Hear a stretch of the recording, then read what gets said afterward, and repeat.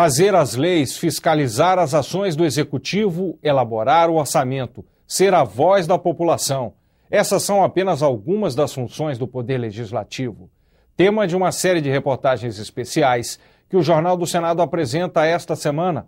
O repórter Dante Ascioli começa mostrando como nascem as leis e como não é tão fácil assim aprovar um projeto de repercussão nacional.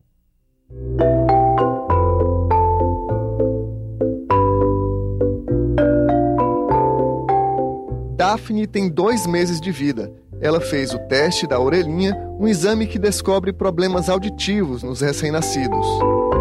Tá tudo bem com a audição do bebê. Todas as estruturas que esse equipamento é capaz de avaliar estão íntegras. Quando foi fazer, eu fiquei com medo de alguma coisa, mas só que depois que eu soube do resultado, estou bem aliviada. Hoje, o teste da orelhinha é obrigatório em todas as maternidades públicas do Brasil. Mas garantir esse direito foi uma luta.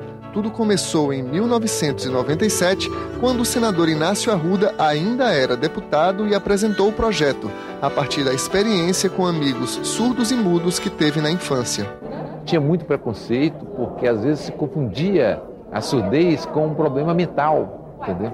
E que era uma doença psiquiátrica, e não uma doença de surdez. Então tudo isso foi marcando também a minha vida na escola e também ali no bairro. Levou 13 anos para o Congresso aprovar o teste da orelhinha e o presidente da República sancionar a lei.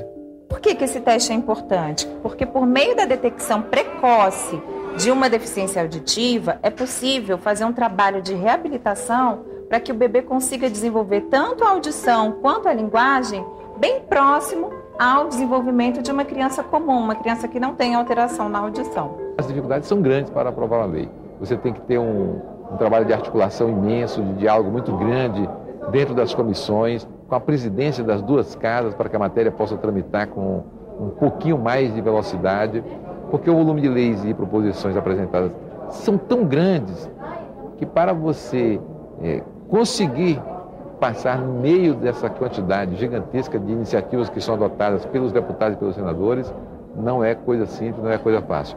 E não basta você aprovar, você tem que sancionar a lei. Quando chegar na mão do presidente da República, ele tem que dizer, ok, essa lei é boa, vamos sancionar e vamos garantir que ela seja um instrumento nas mãos da sociedade. Projeto de lei complementar número 579/2010 do Poder Executivo. Fazer as leis é a principal função do Poder Legislativo, trabalho que começa com a apresentação de um projeto. Deputados, senadores, presidente da República, tribunais, Ministério Público e cidadãos podem apresentar projetos de lei. A maioria das propostas começa na Câmara, onde o texto é distribuído para as comissões. São grupos temáticos de parlamentares que debatem assuntos específicos como segurança, saúde e educação. Caso seja aprovada em cada uma das comissões, a matéria segue para o plenário. Se passar pelo crivo dos deputados, vai então para o Senado. E aí começa tudo outra vez, análise nas comissões e no plenário da chamada Casa Revisora. Mas se os senadores mudarem o texto original, a matéria retorna à Câmara, que dá a palavra final do Poder Legislativo. Com a aprovação, a proposta vai para a sanção do presidente da República. Foi esse o caminho do teste da orelhinha. O que torna mais complexa a tramitação é que mesmo um projeto de lei ordinária não se esgota em apenas uma das casas.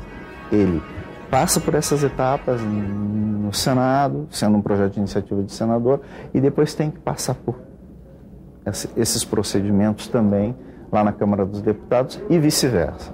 Isso porque o Poder Legislativo brasileiro é bicameral. O modelo é semelhante ao que existe na Inglaterra, nos Estados Unidos e na França, onde Câmara e Senado se complementam para aprovar as leis.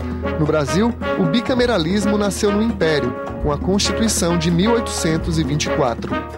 Os legisladores estavam olhando muito a experiência do Parlamento Britânico e vendo como esse sistema funcionava, e também seduzidos pela possibilidade de cercear o poder autônomo do imperador. Em tese, o funcionamento de uma casa revisora visa a equilibrar a discussão da outra.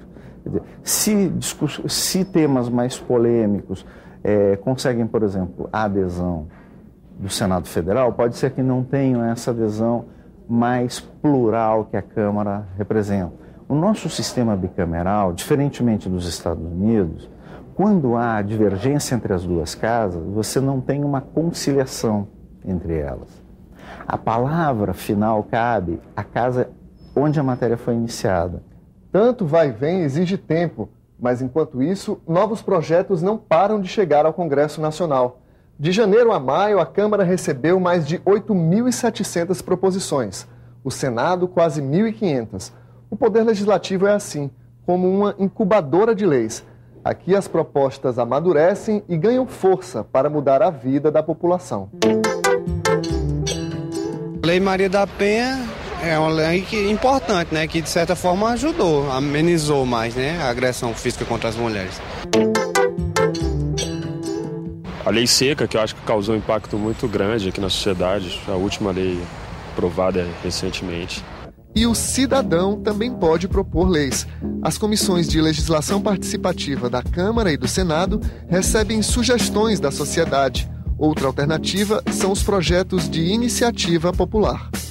Iniciativas de leis populares, como ficha limpa, os plebiscitos e os referendos, são dispositivos constitucionais que permitem a participação da sociedade. Uma discussão que nós estamos fazendo de permitir que as propostas de iniciativa popular que são apresentadas na Câmara e que precisam ser recolhidas assinaturas dos cidadãos para a sua apresentação poderão ser feitas também pela internet. Qual é a perspectiva, então, que se vê em termos de democracia, em termos de futuro, que no mundo inteiro se discute? É que nós estamos marchando para a democracia direta, quer dizer, aquela que o cidadão vota, ele não mais em representantes, mas ele mesmo é o representante de si mesmo. Ele vota, então, nas decisões que vão ter que tomar.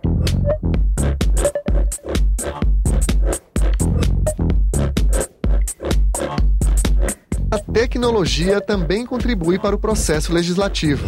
Mensagens eletrônicas servem de inspiração para deputados e senadores apresentarem projetos de lei. Nós estimulamos essa possibilidade de crítica e autocrítica, né? Essa necessidade de estar, inclusive, encontrando na opinião pública a caixa de ressonância para que a gente acerte mais e corrija, inclusive, erros que a gente possa ter no percurso.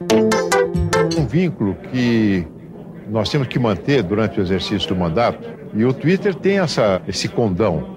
São mensagens curtas, rápidas e que possibilitam uma troca constante com os cidadãos. A interação com os tuiteiros é interessante, isso se amplia a cada momento. E o Twitter repercute na mídia independente do meu estado e do país.